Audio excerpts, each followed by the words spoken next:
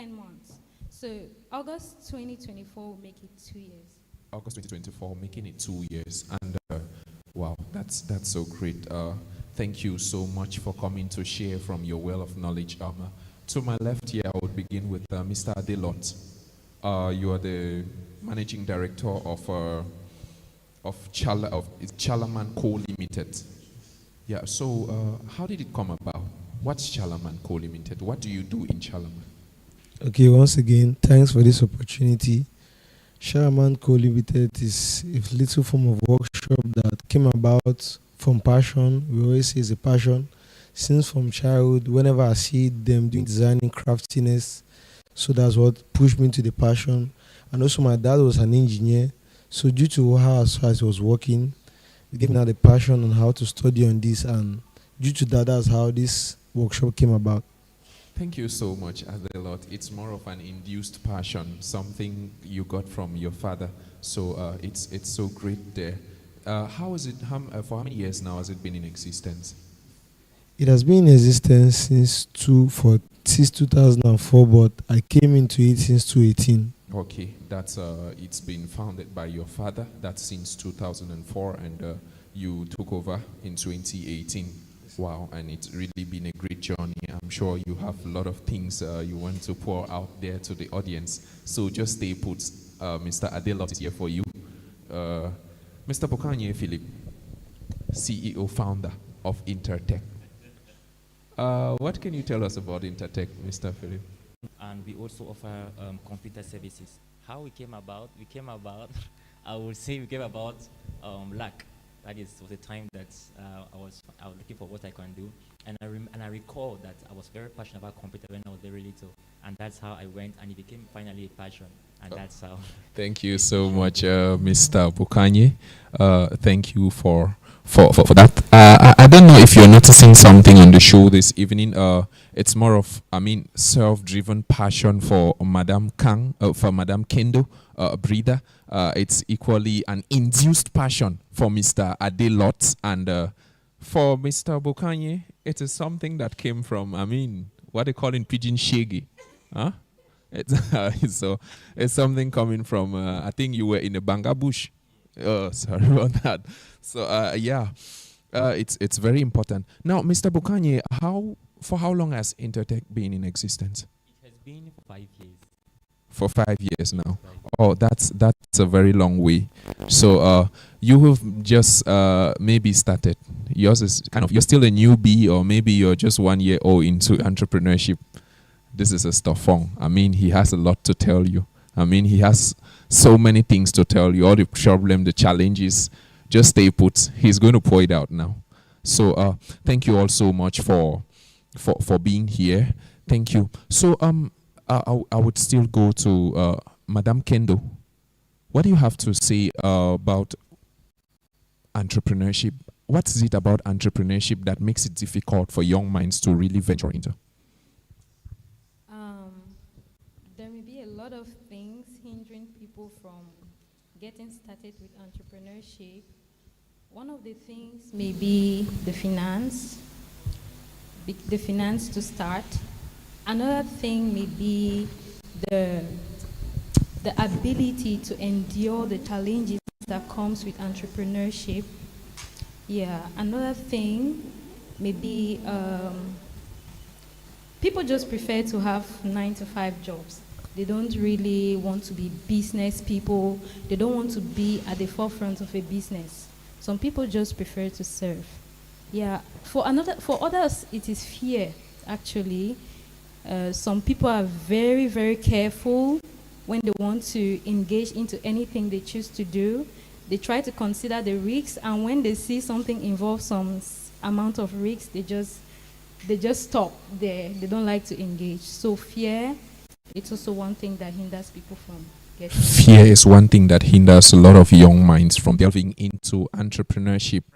The young minds from delving into entrepreneurship. Entrepreneurship spelling, or what is it? To be sincere, to be an entrepreneur is not easy, not at all. I'm sure all my colleagues can testify it's not easy at all. So one of the things that really I would say is more of a hit to young minds, first is fear. Yes, the very first thing is fear, and secondly, is the mindset. Because we're in a nation whereby there are a lot of problems, a lot of trouble. So as you grow, they make you understand the nation is bad, it's terrible, you can do nothing. So you grow with that mindset, and you in your mind you believe you can't go that far. Like who push you there? And the next thing also I've realized is lack of financial maybe capacity. Many have ideas, they don't know how to go about their ideas. Many want to start up a thing, but they don't have what it takes, the money. Let me say more of the money. Yes, so those are things, the two things I've seen that three things I've seen that are really major barriers to entrepreneurship. Thank you so much. Finance, fear, And mindset. and the mindset. Thank you, Mr. Bo. Mr. Adelot, you've been here since 2018. I mean, as a standalone managing director. What can you say about this entrepreneurship and its frights to young minds? Okay, in initial sense, what you first of all have to understand who is an entrepreneur, first of all. You need to know that from the word entrepreneurship, an entrepreneur is someone who wants to own a business and is ready to look at no matter the risks for the sake of having form of revenue or money. We can say that. So one of the things, first of all, as my colleague earlier said, is fear. Secondly, you have to be open-minded. If you are not open-minded and now you have an idea, someone said when you want to venture into a business, you have to ask those who are more than you so that you can know what to add on it that will make you to become peculiar than the others. So one, you have to be open-minded and not allow fear to corrupt your mind.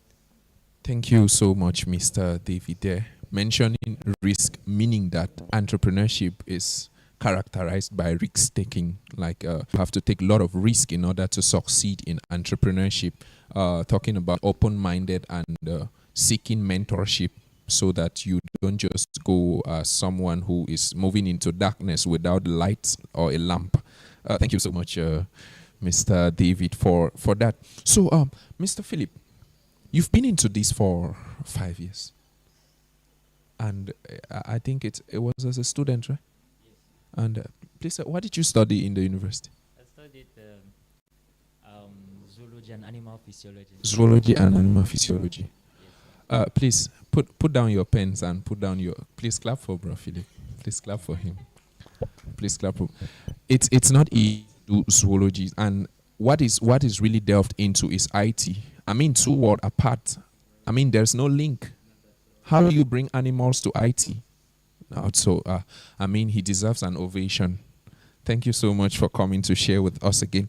So now, how did you transition from zoology or from studying zoos, animals, and everything into IT? Okay, I wouldn't say it's a transition. I would say there was an innate passion. Now, I think all of us have something we all can do. Stress without much stress. So it so happened that when I was still very young, we had computers in the house, and my dad is very stern. That is when if a repairer comes to maybe to do something and you are watching TV, you are in trouble. So you must be there so that if that same problem tends to reoccur, you are supposed to repeat what he did. That's how my dad was. So it made that I was conversant with it. And at times the repairer would not even do it, he would just call on by through phone. And those were those in those days where you had Windows 97, Windows 2000, yes. But it was so much that I had crammed the entire activation code for Windows XP.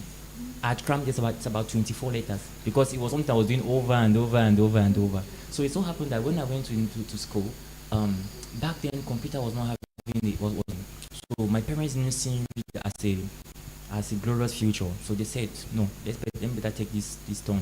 And that's how I found myself in zoology. So it was actually I remember myself that my friends are in class. I'm in a different place following computer and IT stuff. Oh. Yes. Oh wow! Thank you so much. Thank you. That's so fascinating a story there.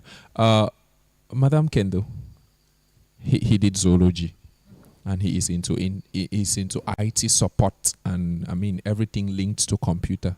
What did you study in school, please? Network engineering and security. Network engineering and security. So probably you should have been maybe the CEO of Intertech. Huh? I think so. But now you went into hair products. Yes. What's the link, please? How did it come about? As I mentioned earlier, it came out of a deep passion to break through my personal frustrations and stagnations with my hair care. So I used to have a lot of challenges with my hair. My hair was growing thin and breaking and wasn't growing. As a young Christian lady who loves to wear her natural hair out, I was already in my master's and I was getting to the workplace because at that time I was doing an internship at Uwako there at Bonamusadi. And so it was a very professional place. You have to look good when you come to work. And my hair was not doing good at all. I had used a lot of DIYs. I used clothes water, rice water, a lot of things on the internet. Nothing was working for me. I tried shea butter, bought a lot of things. So I had to do some research to see what was wrong with my hair. I was praying for my hair. My sisters advised me to pray for my hair, but nothing was working. So I had to understand my hair. Because the Bible says, my people perish because of lack of knowledge. So I think God was really willing to help me with my hair, but he needed me to have some knowledge about his creation.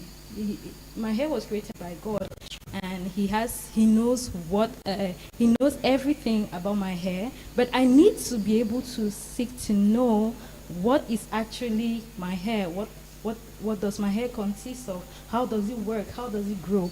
So I had to do some research on all that, and I discovered that the key to growing long, full, and healthy hair is by knowing the ability of one's hair strands to absorb moisture. Yeah, because some people have low porosity hair, that is hair which cannot absorb moisture very well. It has closed cuticles. Others have medium porosity hair. It's hair that does just fine. Others have high porosity hair. It's hair that can absorb moisture very well, but it has difficulty retaining it. So all of these, your hair porosity will determine the kind of products you should be using. But back then, I was just using shea butter, coconut oil. Those things were not working for my hair. My hair was low porosity and needed some certain kinds of products and oils. So when I discovered that, I started applying that principle in my hair care, and I found that it was working. My hair was growing thicker, and people could see the difference in my hair. So once I got that solution with the business mindset I had, I quickly turned that into a business, and this is Gleam Globe Naturals today. Thank you so much, Madam Ken. I mean, I was just nodding my head like an agama. I guess many audience were doing that. So it's so great a journey, because I think coming from frustration, I mean, seeking solution to hair challenges, even going down to pray for the hair. Natural hair involves taking good care of it. Yes, God wants us to take care of our hair. It is his will that let's take care of our body, and our hair is on our body. So while taking care of our body, we have to take care of our hair as well. Okay. So I used to pray that God should give me the grace to take care of my hair. I used to also pray that God should teach me how to take care of my hair the right way. Yeah. Okay. Thank you so much, Madam Kendo. Thank you for that. It's really a great journey. I mean, coming from frustration, getting into prayers, and really birthing an idea. And when it comes as a solution to your own personal problems, you bring now entrepreneurship into it. That's the monetary aspect now. Yes. I mean, take it to the people having same problems, and you kind of procure money for yourself. Right. Wow, that's an entrepreneurial mindset there. Thank you so much. Mr. David, did you do something different too in school? No, in school I studied mechanical engineering, so it is similar to what I'm doing now. Okay, you did mechanical engineering, Yeah. and you're practicing mechanical Yes, engineering. exactly. Wow, so it's unlike Mr. Munir and Madame Kendo. So that's great. So now, what are some of the inspiration? What are the things that really inspire you or keep you in this in this niche that you've chosen? So as I earlier said before, one of the things that triggered me was the way my dad was. He was someone that loves hard work. And from the beginning of mine, I usually see that it's nice for a young individual to help the parent in whatever they're doing. So I had that passion of always that after school, I go to assist my dad And that's how, after advanced level, I turned into doing mechanical engineering. So that is that gave that passion, and that's how I grew in it, and I became someone that I am today. Thank you so much, Mr. David. Just to tell you, audience out there, this is somebody has had, is it 3 people working under you? I mean, he's feeding 3 families. Wow. That's at the age of 24, 25 rather. Yeah, 24. Thank you so much. I mean, he equally deserves an ovation. Yeah. Thank you for visiting our show with your presence. Thank you for coming to share from your wealth of knowledge. Now, Mr. Muni, what's this very challenging moment that you faced in your 5 years as an entrepreneur? What is this striking challenge that you really faced? Okay, please, before you just answer your question, in addition to how we're able to balance the two, from IT to zoology, was the fact that I remember some of my friends, my close friends, they were always telling me like, I'm a genius, because I was able to solve some computer problems, and they were like, I mean, how do you? For me, I saw nothing strange in it. For me, it was something that anybody can do. But they were like, I feel like you should have done IT. I was like, no, it's just something I can do. So I just saw that people were praising me for things that I counted trivial.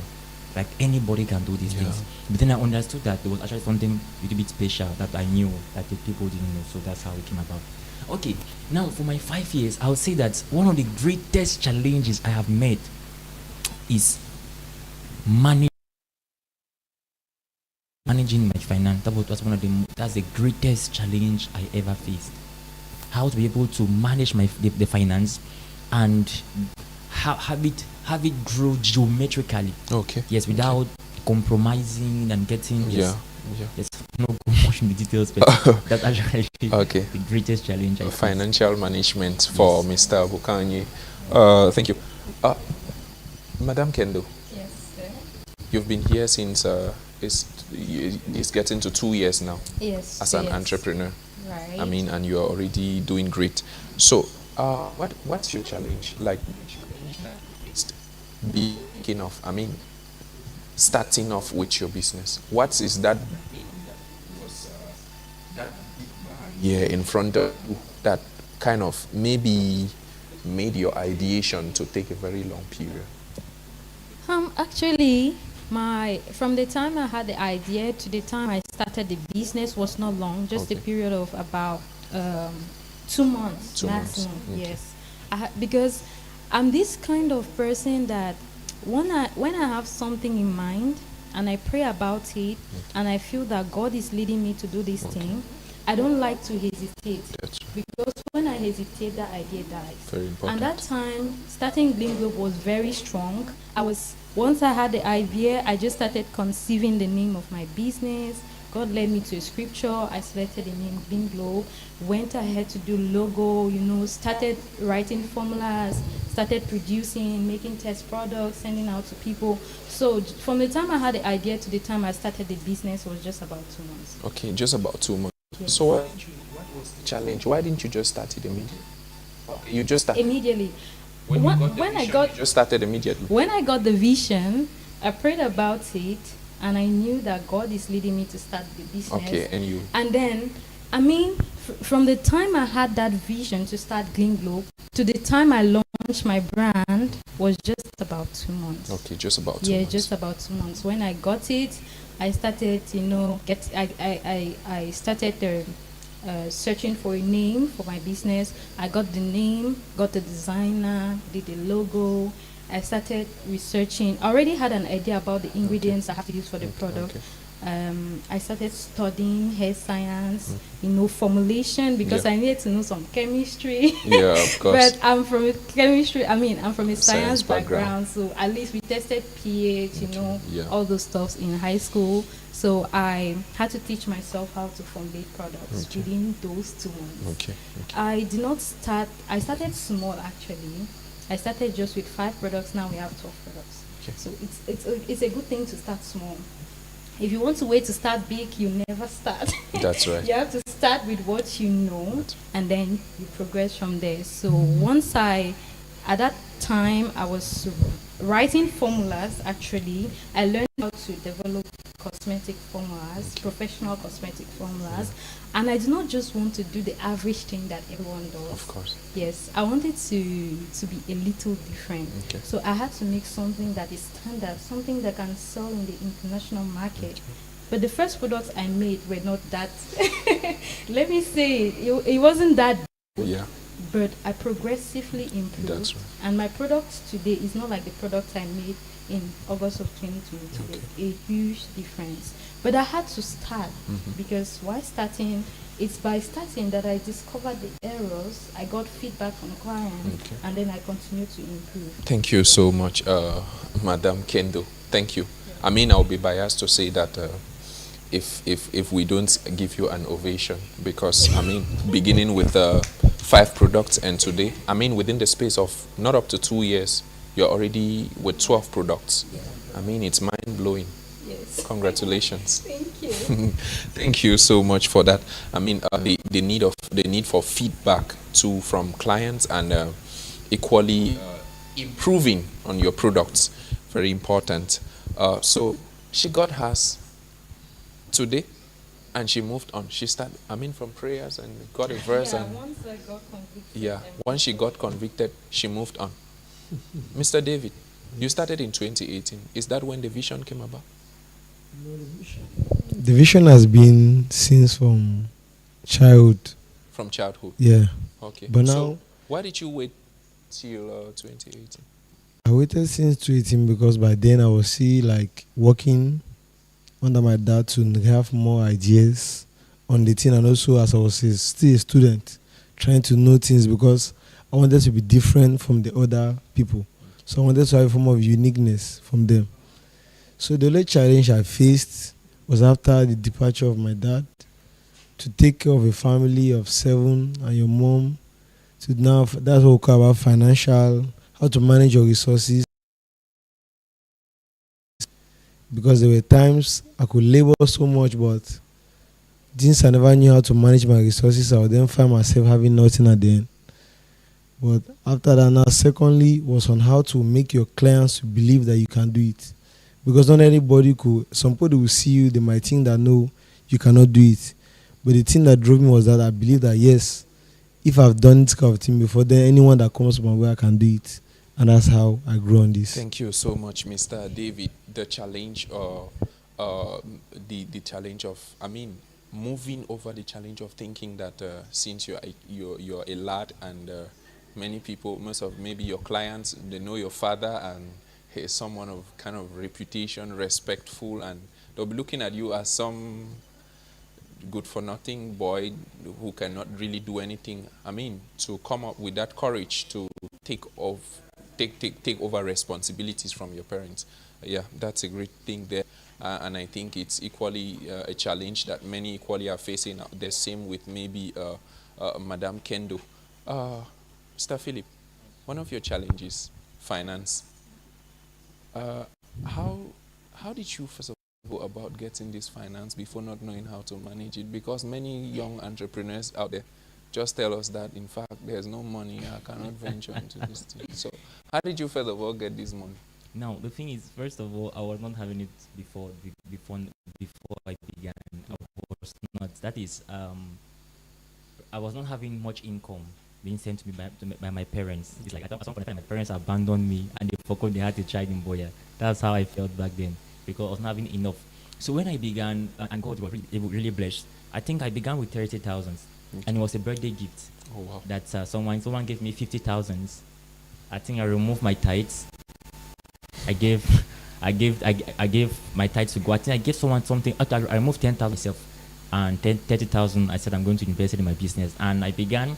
Back then, there were PB laptops, the presidential grants. So what I did was that I printed my flyers and everything, and I posted it everywhere that I'm buying bad PB laptops, because there were many that were bad. And the rumor was that if it's bad, just go and throw it. So I knew that people could give it to me at nothing. So they were giving me all their bad laptops. I will take it, I will fix it, I will rebrand it, like I'm going to make it brand new again, and then I will resell it. Yeah, so I was buying it for nothing and selling it for something. Oh. So that's how I began. I became popular because my flyers were almost everywhere in the campus, and people were referring me to their friend. There's this guy that buys bad PB laptops. Go and give him. And not just that, people who felt like they could never fix them, they were bringing them. So my room became popular. So that's how I began, and that's how I was able to make money. But now, how I was not able to manage was because it's like I don't know, like you say, a rich, I don't know, a young. I'm not rich fool. That is, you have money all of a sudden. At first, you could only eat bread and chocolate, but now you can go and buy fish. Oh no. So and not just that. Now, now that you have the emotion of money, makes you feel like you can solve any problem. Kind of so surprised with riches. So you feel like there's a problem there you want to solve. There's a problem here you want to solve. You want to help this person. You want to help that person. So like my brother said, or let me say like one panel said, you find yourself making, like, God really blesses. Yeah. But at the very end, you're surprised that, this is all I'm left with. And they're surprised that money surely got missing. But when you cross-check your expenditures, you realize that you misused your finance. Wow. I like the idea behind you raising your income for your business. That's just going about telling people to give you bad PV laptops and you repair and you sell for huge sums of money. And I mean, it's sad to say that maybe you kind of, it's an experience. Life happens, though. You maybe. At that we went as far as we use the kind of local means. We'll take the cover of it. We'll take our iron sponge. Okay. I'll take soap, wash it very well. Yeah. Then put maybe some lotion and make it shine. And if I can't, I'll go and buy what they call laptop stickers. Yeah. I will dress it so well that when you look at it, my God, you just want to get it. That's so innovative. Thank you so much, Mr. Bukanye. Thank you for that idea on how to raise. So you could have the idea, but then you have to, you could equally use your idea to raise up money for what you really want to build, maybe for another person. Miss Kendo, Madam Kendo? Yes. He used PB. So how did you get your customers? Did you snap your hair that was bad and made you to pray to God before? Okay. And now the hair that is at now, after you've used your products. How did you go about getting your clients that really paid off? So before I started the business, a few months before I started the business, I actually had a natural hair coaching group. I started by having a natural hair coaching group because, before I started the business, I already had knowledge about hair care. So I was sharing that knowledge for free. I built a coaching group that was Dynamic Hair Solutions. I had a lot of ladies in there. I was helping them. I saw that they had a lot of problems in that group, and that's even what inspired me the more to launch my brand, because a lot of them wanted for us to be products they could not get. So I already knew from my coaching group that would be a great place for me to launch my brand. I also use, friends and family members, the people that knew my hair before and saw my hair after were really convinced about my solutions, and they were ready to pay money for it. Thank you so much. That's a great point there. Being on WhatsApp for a purpose. On Telegram or Facebook for a purpose. She was in a group. She shared her ideas, free of charge, and she saw that the problems, and it kind of served as a census, right? Yes. Yeah, because you knew that, okay, too many people have this problem. It means it could be a source of income. That was great. It's laudable. Congratulations once more.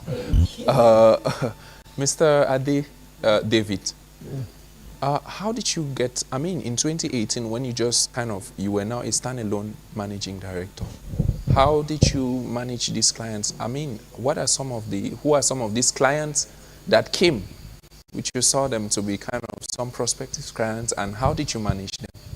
Yes, as I earlier said, when they came, you have to first of all convince them they can do it. So when you're able to repair or you're able to do the job that the person wants you to do, then from then you'll be able to tell somebody else that the young man that you think that cannot do what you think he can do, but he has done it and mine is already working well. And also I shared it on Facebook and on WhatsApp. Many saw what I was doing and they were saying, can you do this? And I said yes. From then people who I never knew came to my place, and that's how I started expanding. So publicity worked out for everyone. It worked out for Mr. Muni, it worked out for Madam Kendo, it equally worked out for you. and which is a great thing. So you out there, you want to go into entrepreneurship, and you think that maybe you just have to be in your room somewhere, and God is going to point out one touch from heaven, such that everybody sees. Huh? You have to do publicity. It's very, very important. Yeah, you could maybe use Madam Kendo's strategy, that's going out, sharing that idea for free. I mean, it equally helps you to carry out census. How many people really need your idea, need the solution that you have? You could equally go by the courageous means of Mr. Adelot David, that is going an extra mile to make sure that anybody who brings a problem to you, you get a solution to that.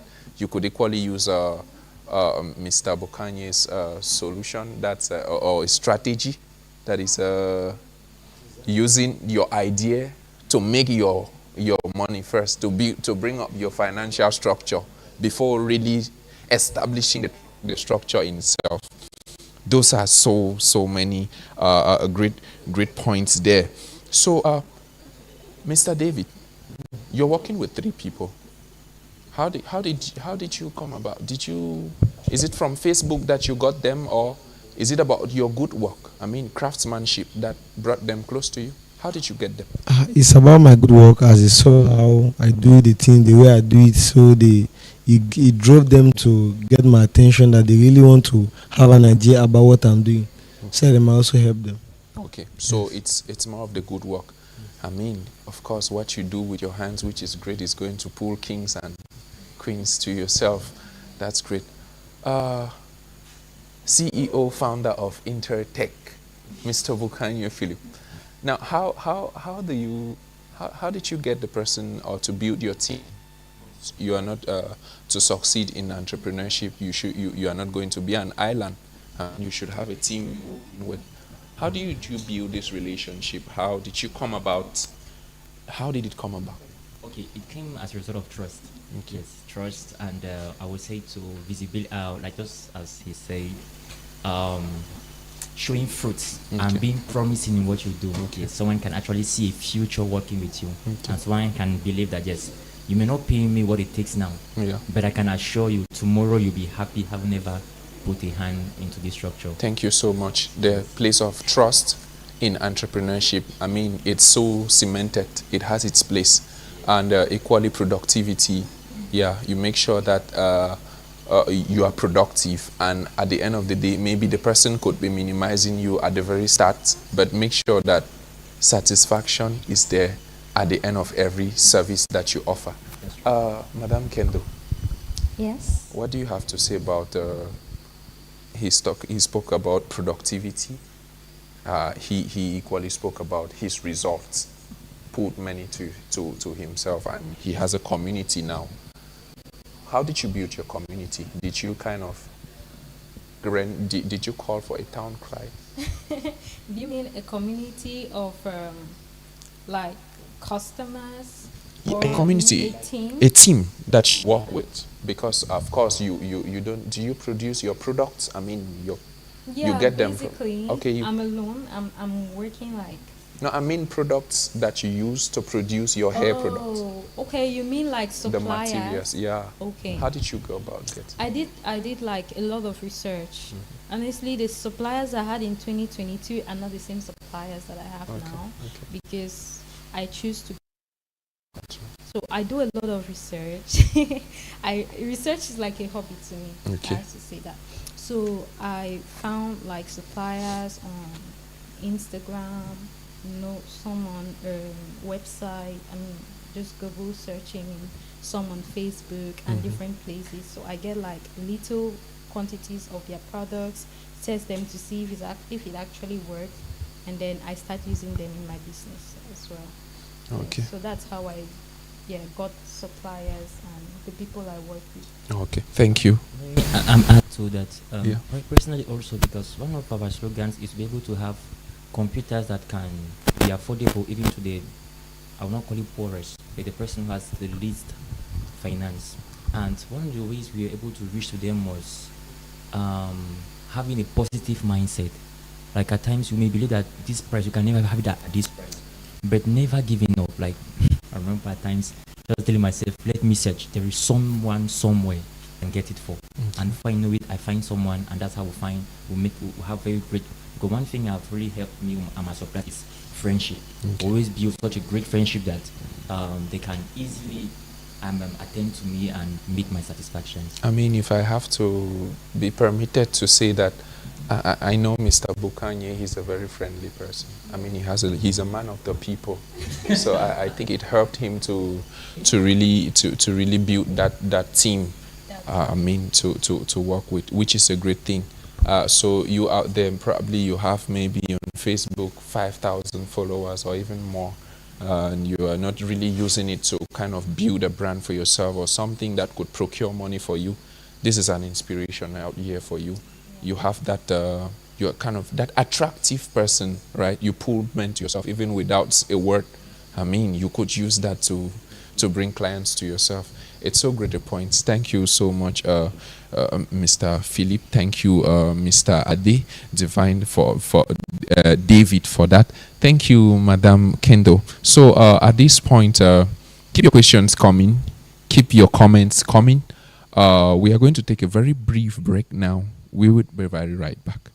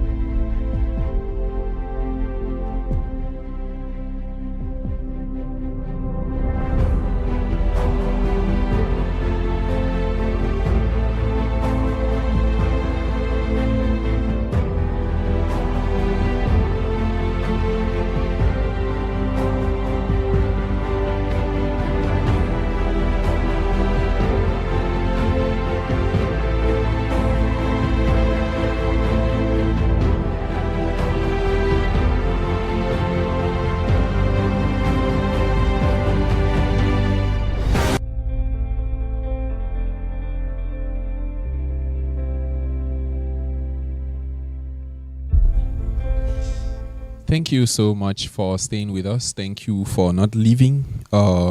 We can see Philo Ocean is watching. We see Lilian Pabwe is watching from Douala. We see Sophia Anna. We see Stanley Emakpor is watching. We see Julius Sama. We see Ambles Casey. We see Mbando Hobbits and lots more. Thank you for following. Keep your reactions coming. Thank you for your reactions still. Thank you for your contribution. I can see someone saying that entrepreneurship is very tasking. I can see saying that there's no time for oneself as a boss. Thank you for that. Yeah, of course, we already said that entrepreneurship is not a child's play, so you're supposed to kind of fasten your belt before really delving into it. It's not just a bed of roses. You're not just supposed to go there. And so, right, and now I'm going to break the rule. Miss Kendo, you're going to pardon me. This time it's going to be men, maybe gentlemen before ladies. So, yeah, it's going to be gentlemen now. So, Mr. Ade Lot, Yes. how do you balance being an entrepreneur with your Christian life and your social life and every other aspect of your life? Do you just go maybe living your Christian life as an entrepreneur? Because I know entrepreneurs, they manage their money. But when they preach giving, how do you give? How do you live like? No, in the normal sense, as an entrepreneur, the first driving force, first of all, that makes you unique is when you are born again. Okay. When you are born again, you have the fear of God in you. It makes you that whenever there is something in church, you have that burden in you that you feel that it's nice for me to give for the glory of God. So if you start taking your business more than the spiritual things, then you're not ready to move ahead. But the more you serve God with all your heart, He also blesses you. That is what drives me in everything I do. Thank you so much, Mr. Adi. As a Christian, it gives you an edge over every other entrepreneurs because you are believing in God. God is the one that gave you the idea, and you are acknowledging Him in all your ways, as Proverbs says. Mr. Bukanye, do you equally acknowledge God in all your ways and even in your money? So how do you Yes, I do. I do. It's something which I really, really do. I really, really do. And for me, and one of my reasons to be an entrepreneur is that's for myself.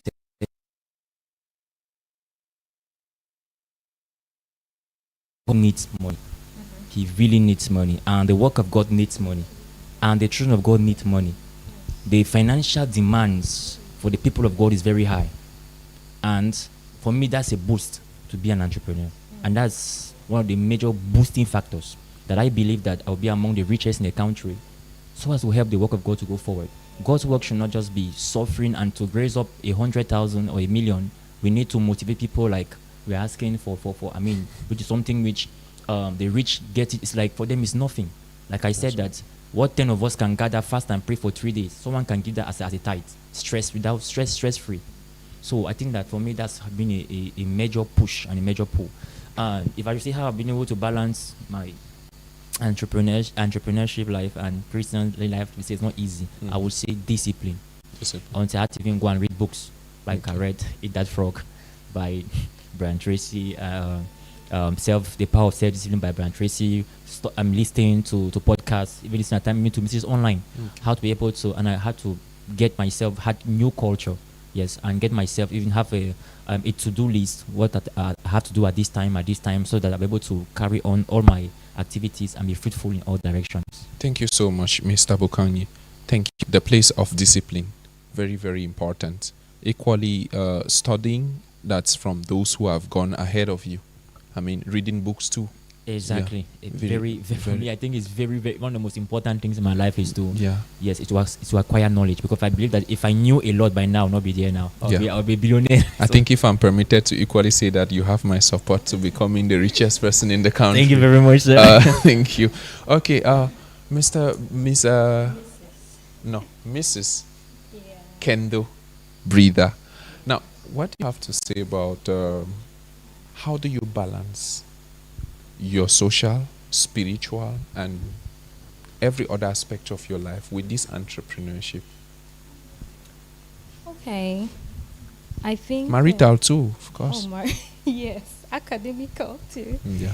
So one thing that gives me an advantage is I have control over my time as an entrepreneur, and that's one thing I love about entrepreneurship.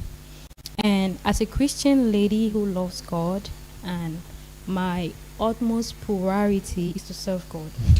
All the the businesses and all the things we are doing, they don't really count as treasures in heaven. Our spiritual life is more important than any other thing. So I have the control over my time. I have my times to pray. We have services. I make sure entrepreneurship has really helped me to even give more to the Lord, to the service of the Lord, because I'm a master's student. I don't go to school full time. So right now I'm a full-time entrepreneur. I don't have a 9 to 5. So I can put out time to actually serve the Lord. Like services, I'm there. I know that I'll work from this time to this time. When it's service time, I go to church. So I don't allow business to take God's place in my life. That's one thing. Because I strongly believe that my business is built on the foundation of faith. Okay. Faith is an ingredient in all of our hair products. You see it on our labels, faith. And so I know that without God, my business is nothing. And so I'm not going to put business over God. It's not going to work. If I do that, my business may fail because my business is a Christian business. Everybody know that we have God in our business name and everything. So I make sure that I hold on to God because He's my inspiration. He's the one that gives me success in my business. And so my spiritual life, I try to always keep it in check. And by God's grace, He's been helping me. And my business has been flourishing. Thank you so much, Madam Kendo. Thank you for that. The place of discipline and always and having mastery over your time. I mean, control over your time. Time shouldn't control you. And equally knowing that everything that you have is because God gave you. So God is the priority, and service to Him is equally the priority. Yeah, I can see Mr. Bukanye. And I mean, like I said, he's had 5 years of experience, so he should have a lot to tell us. So, Mr. Bukanye, please. Yes, just to say that, for example, like I said, I call myself a godly made entrepreneur. Just to say that spirituality for me is not an obligation for me. For me, it's like a mentorship class. Meaning, I get inspiration from God. Okay. There are times that, to be sincere, you are really hitting. You are really facing deep challenges. To be sincere. And it's at some point you just feel like just leaving it, just go and find one job, do, and have peace of mind. Mm-hmm. But it is the scriptures where I find comfort. When I remember what God says about me, what He says where He's going to take me, it gives me more confidence. Yeah. And not just that, in the place of prayer, I have confidence and hope that I will surmount most of the challenges. And not just that, it gives me a lot of joy when I know that the Lord is backing me up. Yeah. And much more than that, for me, God is the greatest entrepreneur for me, because I believe that if God made the earth and it was without form and void and was able to build all of these things, and not just that, I've taken note that there is almost never one phase that is repeated. Yeah. Like you never see one person with the same face like God repeated. So if God is able to make 1 billion phases, I mean, God is so innovational. You see, I mean that even God knows how to keep us entertained with new faces every second. Yeah. And Who knowledge does- keep increasing. I mean, who does that? So for me, spirituality is that's where I draw. In fact, that's my bedrock. Without it, I will fail even today. Oh. So for me, that's how much it helps me. I mean, it's so inspirational. It's so fantastic. The point you raise, the importance of God in entrepreneurship. I mean, He has His place. He has His place. Definitely has. He has His place. Because Like if by His wisdom He made the earth, I believe that for me, I personally believe that knowing what God knows makes me exceptional. Okay. Thank you so much, Mr. Philip, for that. Thank you all for having to tell us how you balance your entrepreneurial life with your social life, your spiritual life, and telling us equally that God has its place in everything we do. God is there. I should never say that I was over entrepreneurial to a point where I didn't really recognize God in my life, or maybe I kind of kept God aside because I was so overwhelmed by entrepreneurship. So God has His place, and we should acknowledge God in all our ways, as Scripture says, and He is going to carry us wherever we really want to get to. So the next thing now is Madam Kendo. Yeah. You've been here for 2 years now. Yes. You came into this business. I mean, Glim Globe Naturals and hair products have been there. I mean, since from when I came. I mean, when I gained consciousness, I've been using hair. I've been using hair products. I've been using lotions. And now, how do you keep up with innovations and the competitions that you find in your industry? Yeah, in the industry, there are a lot of hair care brands. Before I started, there were hair care brands. But, you know, people are out there looking for products that actually work. Because you have a lot of products in the market today, but do they really do the job? Do they really nourish the hair strands? That's one thing I took into consideration.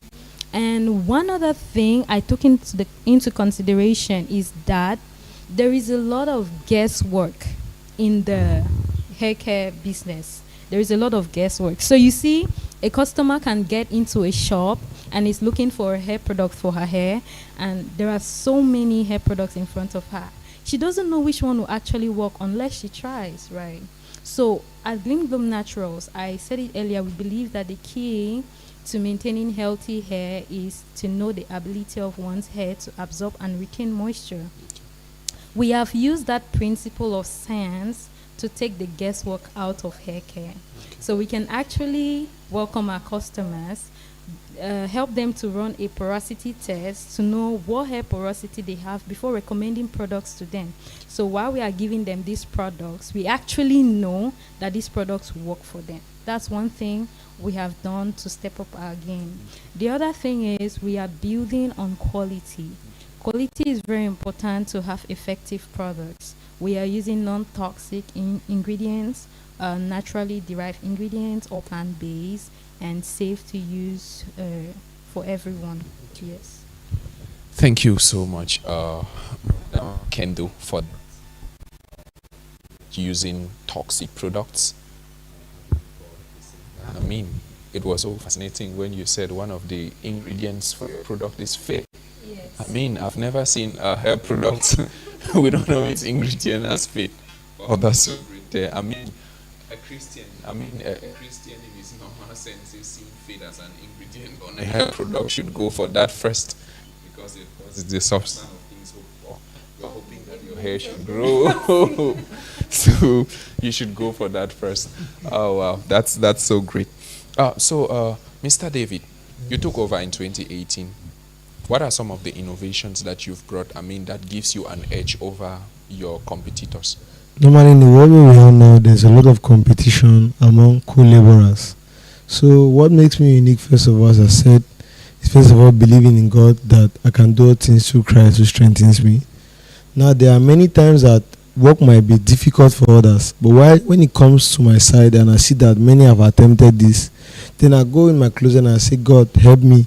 As I'm about to embark on this, tell me what to do, direct me. And immediately when I start doing the work, and by the end of it, I'll see that what was difficult for the others, I succeeded over it. Now I also added how to design spare parts. Others they just know how to go and purchase, but they don't know how to bring out something when that does not exist. So that's how I came about with doing of threadings, creating of bolts, and some other things that added to my own place that makes others that instead of them to go far, instead of me to have them, because at times that when you are working, the time that you take maybe 2 hours to finish a particular job, because you are going from here, then you lose almost 5 hours. But when you have everything at your disposal, then you have to make sure to do everything at ease. So those are the things. Mr. David is citing a great point there. Time is very, very important in entrepreneurship. Yes. You shouldn't just go moving aimlessly or kind of wasting time in entrepreneurship. Yeah. Exactly. And equally a point which he raised is that productivity, producing you have to be is creative. very, very important in entrepreneurship, because when you purchase, it's the person that has produced what you are purchasing that has more profit than you who purchases. Now, so when you go producing, you get a lot of income from there. Mr. Bukanyi, you've been nodding your head. A lot of stuffs. So how do you really keep yourself different in this industry of repairs and support? Okay. IT support not really repair, so that kind of different. Okay, support. Yes, and troubleshooting. Yes, and solving. So one thing that keeps me really, because one thing is that I'm hybrid. Hybrid means that I work remotely. Okay. Yes, and I work remotely and I work directly from home. You see, due to the huge capital needed. You see, because to just bring everything to surface. So one thing I started was to work remotely and hybrid. And one of the things I've really been helping me to stand out, one is trust. Yes, trust. And so too is quality. When I mean trust, most of my customers know me. They love my ability to be sincere and to be truthful and to do their work effectively. and the next way too is productivity. And the third thing that really helps me stand out from my customers is knowledge.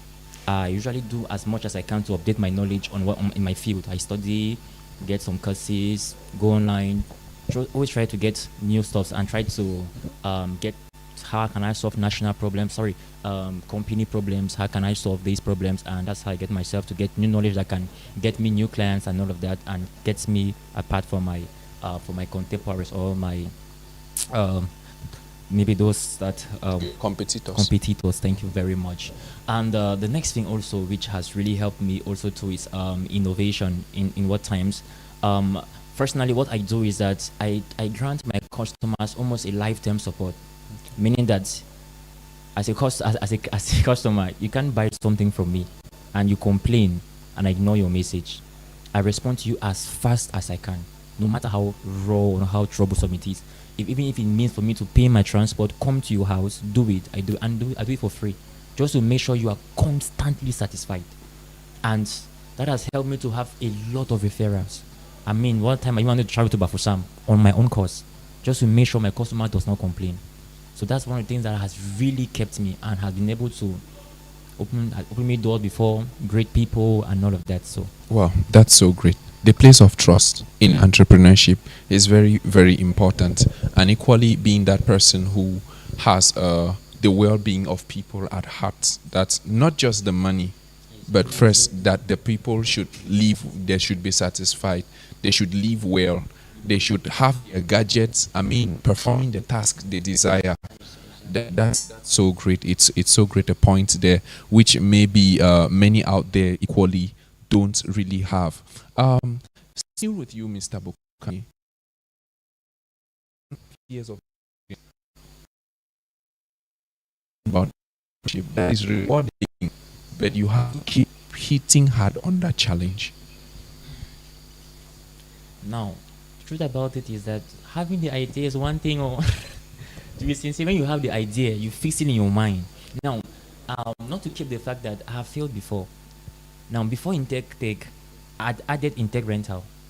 And I remember our flat had gone, we had Intech, we had Intech Rental, we had the team, we had our ad videos, and everything was, our flyers had gone everywhere. We were 4. Yes, the team was made up of 4. But at the long, we had 2 years. And then I personally had to close it, even though I was like, see, we cannot continue. At the rate at which it goes, we will not be able to cope. Yes. So, just to say that entrepreneurship is really, really demanding. Being able to satisfy, to bring what the people need, it's the main challenge. Because human beings are one of the most complicated species on earth. You can't satisfy them with one thing. So be able to modify your concept to the level at which they will need it. And most of the times you may feel like it's bringing the price low. I realize it's not really it. You can even bring your price to 5 francs, they will not buy. Or even to 1 franc. On the contrary, you have the troublesome clients. You see. But on the contrary, the next person sells the same thing, even for 20,000, and the people go and buy and they don't complain. So to some point you realize that it's meeting the exact need of what the people need itself. And that does not just come by imagination. It doesn't just come by just doing one thing. It comes by a lot of innovation. It comes by a lot of studies, mentorship, getting advice, getting so much from my personal experience. Yes. Thank you, Mr. Bukhanye. Thank you. Really getting, the exact solution, a particular solution to a particular need that a client has. And that's when I would praise the people like Steve Jobs. We praise. It's not easy. To be sincere, you feel like it's easy, but to be able to constantly keep your customers for many years and they are faithful. See, it's not bonbon. I think this is a reason the reason why people, every entrepreneur has his or own definition to entrepreneurship, because you see things differently, and of course you have to define it in a different way too. Mr. Ade David, how can you what do you have to say to what Mr. Philip has said? Okay, what I can add on that is, first of all, for the years I've been so far, what you need to do, you need to be consistent in what you are doing. Consistency is a very great key. But if you start somewhere and you stop, then that is going to disturb you a lot. And secondly, you have to always be innovative, be open-minded, as Ella said. Means be current with what is happening, like how maybe digital things have added. See where to add digital skills on your domain. See where to use whatever you see that is useful, so that it can help you to expand. And also, you have to make your customers to trust you to a certain degree. That is also what is very important, because many just go for the financial, for money. But when you're able to make them to know that yes, you're not working for money, but you satisfy them until even when they complain, you're able to attend to their needs. That a lot makes them to confide in you, until that sometimes they can even send their work to you without their parents. They know that you will not cheat them. At the end, you give them every detail and everything goes on. So those are the things that are very important. The aspect of building trust keep repeating itself over and over again. It's very, very important to be trustworthy as an entrepreneur. It's very, very much important. Madam Kendo, Yes. what do you have to say about, he's spoken about consistency, about getting yourself updated, yes, and amongst other challenges. Now, what is this challenge that you faced in your 2 years as an entrepreneur that is rewarding?